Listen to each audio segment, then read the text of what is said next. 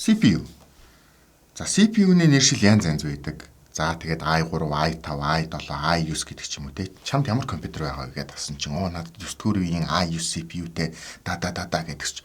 9 дугаар үеийн i9 хамгийн амар сүүлийн үеийн дэвшилтэд CPU-г чи авцсан байна. Наадах чинь өстө тоглоомыг бол баг 1000 FPS давдаг байх та гэж ярьж иж магадгүй те. За тэгвэл яг энэ CPU-ний энэ одоо i3, i7, i9 гэдэг энэ тоонууд үнэхээр мундаг юм уу? i9 байхаараа л i7-оос үнэхээр сайн юм уу? За энэ дээр та бүхэнд өнөөдөр би мэдээлэл хүргэе. За энэ мэдээллүүдийг би ерөнхийдөө бол өөрөө одоо сонирхчийн төвшөнд олж авсан мэдээлэл. Зарим хүмүүс илүү сайн мэдээллийг мэддэг болол доор комент хэсгээр бусаддаа одоо тархийг нь илүү одоо гэрэлтүүлж цэнэглэж өгөөрэй гэж хүсгээр байна л да. За CPU-г ярих дээр бид нэр ерөнхийдөө бол за энэ i3, i5, i7 гэдэг сайн нэмний одоо өөрсдийн Intel-ийн хэлдгээр бол brand modifier гэж хэлж байгаа байхгүй. За энэс гадна өөр ямар зүйлүүд чухал вэ гэхээр тухайн одоо CPU маань хэдэн core-тэй вэ? Хэдэн thread-тэй вэ? Таны CPU hyper thread гэдэг технологи байдгүй. Таны CPU-нд turbo boost гэдэг технологи байдгүй. Байж байгаа юун олон юмнууд яриад байгаа юм бэ те. Юун turbo boost, юун hyper thread тэд нар чинь яад юм бэ? Би одоо хэлээд өгье. За тэгэхээр brand modifier гэдэг нэр бол мэдээж i3, i5, i7, i9 гэдгийг хэлнэ. За энэ тоо мэдээж дээшлэх тусмаа илүү хүчин чадалтай болдог гэдэг дээр бол нэг талаасаа бас ойлгож болно л доо. За энэ яагаад гэж нэгэхээр яг нөгөө миний түрүүний хэлсэн i7 гэдэг CPU дээр hyper-thread гэдэг технологи нь байдаг, turbo boost гэдэг технологи нь байдаг гэх мэт жишээтэйгээр. За тэгээд дээрэс нь нэмэх нь i5, i7 гэдэг явахаараа илүү олон core-тай, илүү олон thread-тэй гэдэг ч юм уу те. За core гэдэг хэлэхээр зарим хүмүүс ойлгохгүй шиж магадгүй core гэж юу юм бэ? Монголчууд ерөнхийдөө бол цөм гэж ярьдаг шүү дээ. Чиний CPU хэдэн цөмтэй юм бэ? 4 цөмтэй гэдэг шиг. За тэгэхээр hyper-thread гэдгийг би эхлээд ярих хэрэгтэй. За hyper-thread гэдэг юм яадаг вэ гэхээр магадгүй одоо таны компьютер 4 core-той 8 thread-тэй гэх юм бол таны CPU-н дээр hyper-thread гэдэг технологи байна гэж байна. За core гэдгийг юу гэж ойлгов гэхээр магадгүй нэг ажилчин, нэг хүн одоо жишээ нь би гэж ойлгоо л да. Таны CPU магадгүй i7 4-р үеийн i7 гэхээр 4 core-той 8 thread-тэй.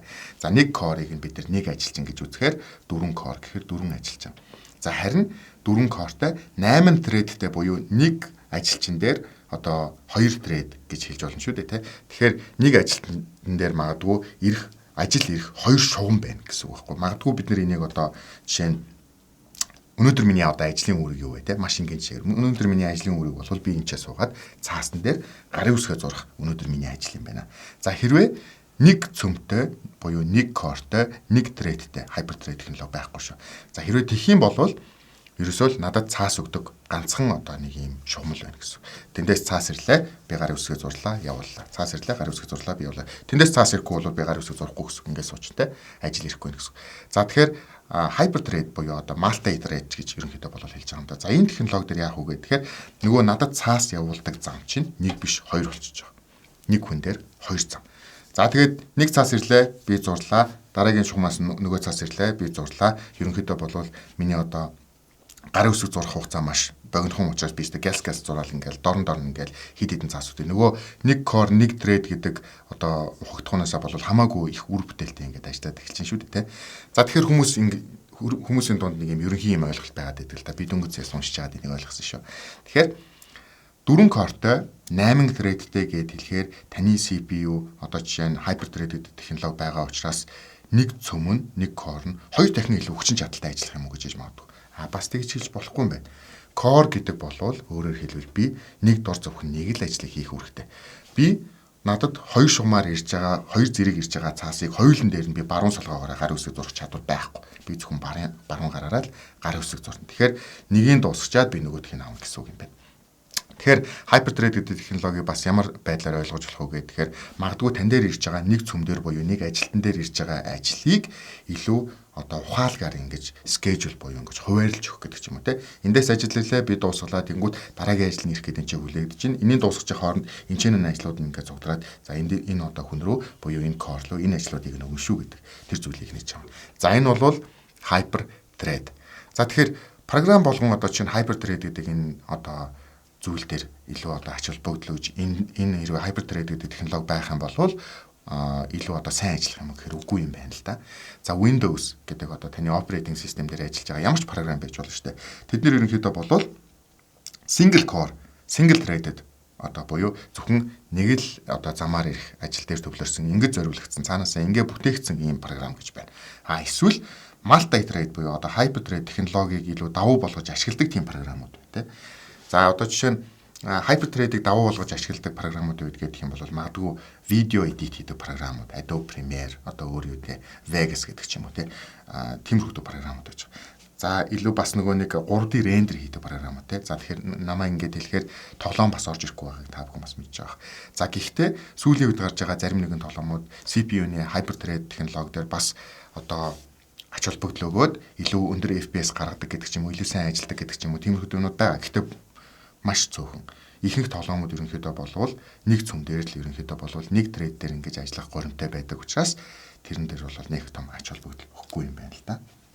Hyper-thread. За тэгэнгүүт core-тай холбогдлоо би түрүүн turbo boost гэдээ ярьсан те. За turbo boost гэдэг юм юу юм бэ гэхээр тэгэхээр би нөгөө нэг гарын үсэг ингээд зураад сууж байгаа шүү дээ. Тэгсэн чинь над дээр ирж байгаа цаасан дээр ингээд гарын үсэг зураад явж байсан чинь нэг цаасан бүр ингээд миний одоо энгийн бал ингээд зурж болохооргүй юм цаас руу дээрэл би энэгээр ингээд зурж чадахгүй байгаад миний хүч дутаад байна. Миний балны хүч дутаад байна гэдэг ч юм уу те. Тэгвэл би шууд керманаас амар том палмастер гаргаж ирэнгүүтээ маркер гаргаж ирэнгүүтээ нөгөө нэг цаасан дээр чинь гарын үсгээ бүр нэлээд хүч гаргаад ингээд зураад явуулчихж байна л да. За энийг turbo boost гэж ойлгож болох юм байна. Ярих жоохон сонирн байсан байж магадгүй те. Гэхдээ энэ юу гэсэн үг вэ гэхээр нөгөө core цөм буюу ажилтан дээр шаардлага гарсан үед одоо хүчин чадлыг нэмэх энэ одоо үйлдэлийг бол turbo boost гэж байгаа юм байна. Тэгэхээр CPU-ны үзүүлэлтүүдийг ингээд хараад байх юм бол base frequency гэдэг нэг тоонууд явдаг шүү дээ, тэ. За энэ CPU бол одоо чинь 3.2 GHz гэдэг ч юм уу одоо нэг юм нэг баахан тоонууд тавьсан байдаг шүү дээ, тэ. Тэнгүүдээ доор нь max turbo frequency гэж үүдэг. Тэрэн дээр нь ерөнхийдөө хэрвээ 3.2 одоо clock speedтэй байгаа болвол хүчин чадал үнэхээр шаардсан нэгсэн үед энэ дээшээгээ хэдэн герц хүртэл ажиллаж чадах вэ гэдгийг нь харуулсан. За энэ бол turbo boost. За гэхдээ turbo boost-ийн ерөнхийдөө хизээ гардаг вэ гэхээр зөвхөн шаардлагатай үед гардаг гэж хэлсэн. За дээрээс нь turbo boost гэдэг бол одоо жишээ нь 4 цөмтэй CPU-ны зөвхөн нэгэн дээр нь шаардлагатай үед ингэж хүчин чадлыг өгж ажиллах юм байна л да. 4 цөм дээр дөрвөлн дээр нь turbo boost нэгэн зэрэг ажиллана гэж бол ерөөсөө байхгүй. Зөвхөн нэг дээр нь ажиллана. За ийм юм байна. За тэгээд яагаад би одоо чинь Hyper-thread, turbo boost, 1 core, 2 thread, 4 core, 8 thread гэдээ яриад байна гэхээр энэ бүгдээс хамаарат ерөнхийдөө болвол та CPU худалдаж авах гэж байгаа болон таны өөрийн CPU одоо авсан сонголтын зөв үү буюу таны хэрэглээнд энэ үнэхээр нийцж гин үгүй гэдгийг саяны хэлсэн зүйлүүдээс хамаарат та болвол одоо сонголтоо хийх илүү боломжтой л доо. Магадгүй та зөвхөн одоо компьютер тоглох гэж байгаа ч юм уу те гэрийн хэрэгцээнд компьютер тоглоол өөр одоо жишээ нь офисын хэрэглээний төвшөнд ажиллах гэдэг ч юм уу. Иймэрхүү байдлаар ашиглаж байгаа бол та заавал i7, i9 аваад авах ямар ч шаардлага байхгүй. Яг гэвэл таны тоглоомод ашиглаж байгаа програмууд тэр i7, i9-ийн гаргаж чадах тэр олон core, олон thread-үүд үнэхээр шаардлагагүй байхгүй юу. Тэгээд тэр чинь нэмэгдэх тусмаа таны нөгөө CPU чинь үнэтэй болно. Дээрээс нь хүчин чадлыг шаардах учраас тог их зарцуулна, их хална гэдэг ч юм уу. Иймэрхүү бас дутуу талууд гараад ирсэн. Та өөрийнхөө хэрэглээндээ тааруулсан тэр CPU-гээ ерөнхийдөө болол авахд илүү боломжтой гэж. Магадгүй тэгээд CPU-н дээрээ илүү одоо save хийсэн, хадгалсан мөнгөө магадгүй арай нэг өөр зүйл. Хэрвээ та тоглоом авах гэж байгаа бол магадгүй 144 Гц мониторлууд дээр илүү одоо save хийж хадгалж чадсан тэр зөрүү гаргасан мөнгөө тэрэн рүүгээ зарцуулах гэдэг ч юм уу. Тийм хөдөө байдлаар. Илүү видео edit хийдэг гэдэг ч юм уу. Одоо нөгөө барилгын архитектурын ажил хийдэг гэдэг ч юм уу те. Тооцоолол нэлээд шаарддаг тиймэрхүү програм дээр ажиллах гэж байгаа бол магадгүй та i7, i9 гэсэн CPU-нуудыг авахд ерөнхийдөө болвол буруудахгүй байхаа гэж бодож байгаа. За тэгээд аль CPU нь альнаасаа илүү одоо хүмүүс ерөнхийдөө бол бичээд байдаг шүү дээ те. Миний CPU одоо жишээ нь 4-р үеийн i7 эсвэл одоо 9-р үеийн эсвэл хамгийн сүүлийн 10-р үеийн i7 эсвэл i9 гэдэг ч юм уу те. Энэ CPU-ний аль нь дээр аль нь юм бэ гэж тэрийг үндэ болвол одоо жишээ нь шууд тэрд орно. Энэ нэнээс илүү энэ нэнээс илүү гэж хэлээд авах ямарч боломж байхгүй. Би та бүхэнд юу гэж зөвлөх гэж юм гэхээр ARC-цэг Intel-цэг.com гэдэг Intel-ийн өөрийнх нь CPU-ний сайт байна. Тийшээ ороод та өөрийнхөө сонирхож байгаа CPU-гээ ерөнхийдөө болвол тэмдэглээд эсвэл одоо харьцуулах тийм функцүүд байгаа байхгүй. Тэр хоёроо харьцуул зүүжиж жагаад хизээ гарсан энэ CPU-н дээр нөгөө Hyper-thread нь байна уу, turbo boost нь байна уу, эсвэл одоо clock speed нь хэд гэдэг ч юм те. Зөндөө олон юм хугтгуунууд байгаа. Би заримыг нь ерөнхийдөө болвол өөрөө ч гэсэн мэдэхгүй. Би өөрөө ч гэсэн ерөнхийдөө ARC-цэг Intel-цэг.com руу орж аваад ерөнхийдөө байнга харьцуулж хардаг.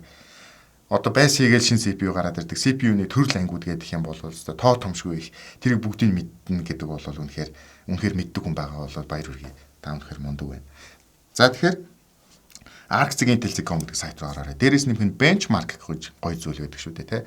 За магадгүй CS:GO эсвэл PUBG гэдэг тоглоом тоглох гэж байгаа бол танд ямар CPU дээр вэ? Эсвэл ямар график карт дээр вэ гэж бодож иж магадгүй. Тэгвэл та Google дээр оронгуудаа магадгүй RTX 2060 гингүүтэй Intel i7 юу гэдэг юм одоо 7 дугаар үе ч юм уу 8 дугаар үе ч юм уу нэ.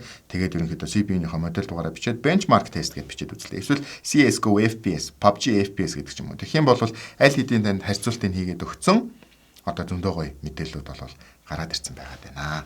За тэгээд эцэст нь хэлэхэд маш товчхон хураангуугаар хэлэхэд зарим i5-ууд i7-оос илүү хүчтэй байх тохиолдол гардаг. За энэ яаж юм гэхээр түрүүн миний хэлсэн хідэн кортой, хідэн threadтэй дээрээс нь нэмэх нь hyper-thread технологиг дэмжиж гэнэ үү, эсвэл turbo boost хийж гэнэ үү гэдэг ч юм уу те. Тэгээд үнийн ч гэсэн харьцуулах юм бол i5 нь өөрөө i7-оос үнэтэй гэдэг ч юм уу. Эсвэл i7 дотоо бас янз янзын одоо жишээ нь тэдгээр хэдгээр их гэдэг ч юм уу те. Иймэрхүү байдаг. За тэгээд CPU худалдаж авахад зарим хүмүүс би одоо зөвхөн сая нөгөө brand modifier гэдэг ихний дээр i гэдэг тэр тоо явдаг зүйлийг хэлсэн шүү дээ. Тэрний араас явдаг 4 оронтой тоо байдаг. Тэрийг бас хүмүүс гайхаад байдаг те. За одоо жишээ нь ингээ i7 4700 гэдэг CPU бай гэж. За i7 бид нар бол ойлголоо дөнгөж зөндөө ярьчлаа те. За тэгэхээр 4700 гэдэг тоо юу гэсэн утгатай бэ? Эхний тоо буюу хамгийн ихний цифр нь энэ одоо хэдгээр үеийн CPU вэ гэдгийг хэлж байгаа юм л да. Өөрөөр хэлбэл энэ одоо гараад хэр удаж байгаа вэ гэдэг ч юм уу. Яг одоогийн байдлаар 2020 онд 10 дугаар үеийн CPU гараад ирсэн байна. Буюу 10th generation гэсэн үг. За тэр CPU-нууд эхний тоо нь 10-аар эхэлнэ гэсэн үг л те. За тэгээд одоо 7-оор эхлэх гэдэг ч юм уу, 9-оор эхлэх гэдэг ч юм уу те. Тэгэхээр та энэ хэдгээр үеийн CPU юм бэ гэдгийг бол ойлгож байгаа. За мэдээж generation хойшлох тусам илүү залуу, илүү дэвшилтэд, илүү одоо сүүлийн үеийн CPU болох тусам тогны зарцуулалт нь багасдаг, илүү бага халдаг, бас ухаалаг одоо зүйлүүдийг илүүгээр дэмждэг гэдэг ч юм уу, олон RAM-ыг нэгэн зэрэг дэмждэг гэдэг ч юм уу, тиймэрхүү байдлуудыг гараад ирнэ л дээ.